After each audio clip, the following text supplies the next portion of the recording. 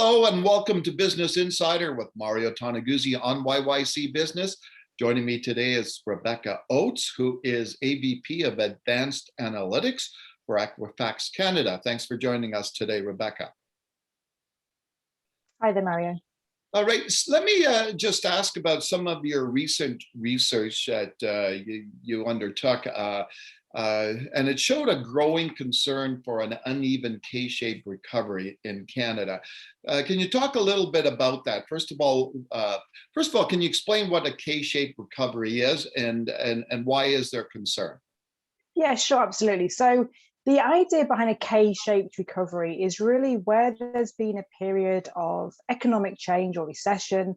What we see is different elements of the economy recovering at different rates. So you might have some where it's going up and kind of growing quite quickly, and others where there might be a decline, and that kind of creates that K-shape, and that's kind of where the name comes from. Okay, then, and why is there such a concern right now? So it's really around different pockets. So what we're seeing in Canada, particularly on the consumer side, over the last 12 months, we've seen household debts actually drop. So we've seen unsecured household debt, things like credit cards. They've actually been really positive. We've seen people paying off more than they are spending, and that's kind of a great picture. On the other side, we have mortgages where we've seen those increasing. But what we are finding is that although it's good news as a whole, for Canadians, we are seeing there are pockets of consumers who are now experiencing some stress following the COVID period. And that's kind of where we're a little bit concerned around what that might mean longer term. Okay, then. Now, when you mentioned the credit card balances declining, which is good, obviously, for consumers in many ways, but it also has the impact for businesses, right? So obviously, they're not spending as much money these days, correct? Yeah, and that is a challenge. So we are seeing spend pick back up again. So last year in around April time, that was the biggest drop we saw from a spending standpoint.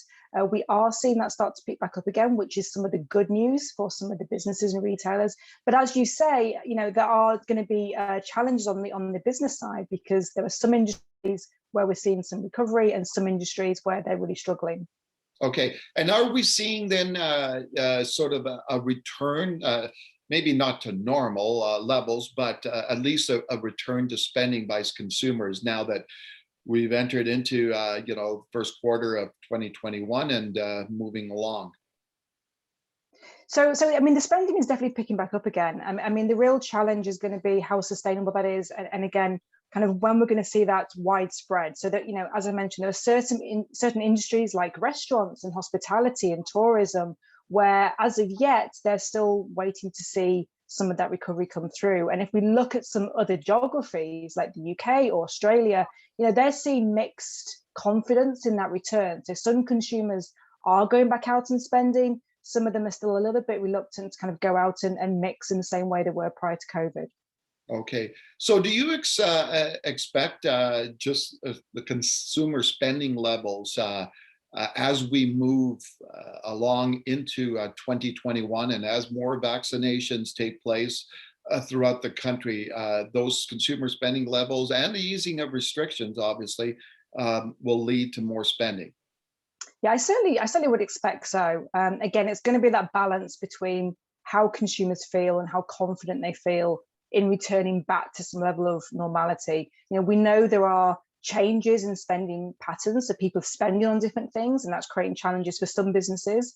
Perhaps people are spending more on the home and the garden and less on vacations and things like that. So yeah, we definitely hope to see that there will be that switch. There's also been a high level of savings over this period, so people have been, as well as paying down debt, they've actually been saving more. So that again bodes well in terms of the outlook a bit more longer term, is that people may start spending some of those savings and help boost the economy again back to recovery.